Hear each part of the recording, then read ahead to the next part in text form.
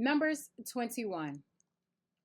The Canaanite king of Arad, ruling in the Negev, heard that Israel was advancing up the road to Atharim. He attacked Israel and took prisoners of war. Israel vowed a vow to God. If you will give this people into our power, we'll destroy their towns and present the ruins to you as a holy destruction. God listened to Israel's prayer and gave them the Canaanites. They destroyed both them and their towns, a holy destruction. They named the place Hormah, holy destruction. They set out from Mount Hor along the Red Sea Road, a detour around the land of Edom. The people became irritable and cross as they traveled. They spoke out against God and Moses. Why did you drag us out of Egypt to die in this God-forsaken country? No decent food, no water. We can't stomach this stuff any longer. So God sent poisonous snakes among the people. They bit them, and many in Israel died. The people came to Moses and said, "We sinned when we spoke out against God and you. Pray to God. Ask him to take these snakes from us." Moses prayed for the people. God said to Moses, "Make a snake and put it on a flagpole. Whoever is bitten and looks at it will live." So Moses made a snake of fiery copper and put it on top of a flagpole. Anyone bitten by a snake who then looked at the copper snake lived. The people of Israel set out and camped at Oboth. They left Oboth and camped at Abiram in the wilderness that faces Moab on the east. They went from there and pitched camp in the Zered Valley. Their next camp was alongside the Arnon River, which marks the border between Amorite country and Moab. The book of the Wars of God refers to this place, Wahab in Suphah, the canyons of Arnon.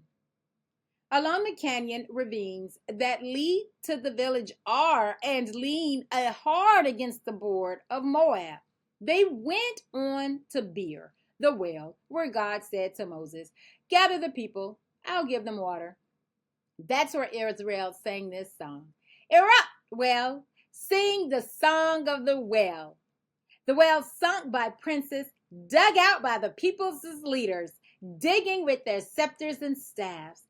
From the wilderness, their route went from Matnah to Nathleel to Bamoth, the heights, to the valley that opens into the fields of Moab, from where Pisgah, the summit, rises and overlooks Jeshimon wasteland.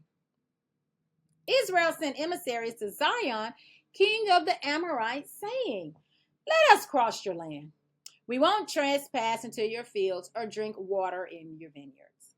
We'll keep to the main road, the king's road, until we're through your land." But Sihon wouldn't let Israel go through. Instead, he got his army together and marched into the wilderness to fight Israel. At Jahaz, he attacked Israel. But Israel fought hard, beat him soundly, and took possession of his land from the Arnon all the way to the Jabbok, right up to the Ammonite border. They stopped there because the Ammonite border was fortified. Israel took and occupied all the Amorite cities, including Heshbon and all its surrounding villages. Heshbon was the capital city of Sihon, king of the Amorites. He had attacked the former king of Moab and captured all his land as far north as the river Arnon. That is why the folk singers sing, "Come to Heshbon to rebuild the city, restore Zion's town." Fire once poured out of Heshbon, flames from the city of Sion, burning up Ar of Moab, the natives of Arnon's heights.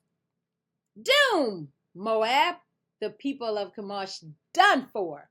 Sons turned out as fugitives, daughters abandoned as captives to the king of the Amorites, to Sion. Oh, but we finished them off. Nothing left of Heshbon as far as Dibon. Devastation as far off as Nophah. Scorched earth all the way to Medeba. Israel moved in and lived in Amorite country. Moses sent men to scout out Jazer. They captured its villages and drove away the Amorites who lived there. Then they turned north on the road to Bashan. Og, king of Bashan, marched out with his entire army to meet Moses in battle at Edrei. God said to Moses, "Don't be afraid of him. I'm making a present of him to you, him and all his people and his land. Treat him the same as Sihon, king of the Amorites, who ruled in Heshbon." So they attacked him, his sons, and all the people. There was not a single survivor. Israel took the land.